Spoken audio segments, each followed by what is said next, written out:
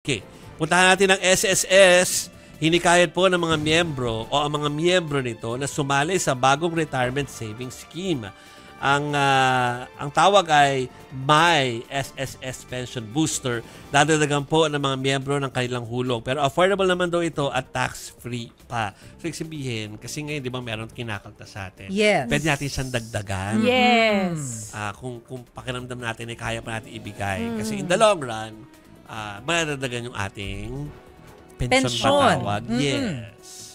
Oh, kumbaga bukod po ito dun sa mandatory. Parang naging dalawa yung feature, no? Isa yung mandatory na umaabot ng maximum pag umabot ng between 20 to 30,000 a month yung inyong sweldo.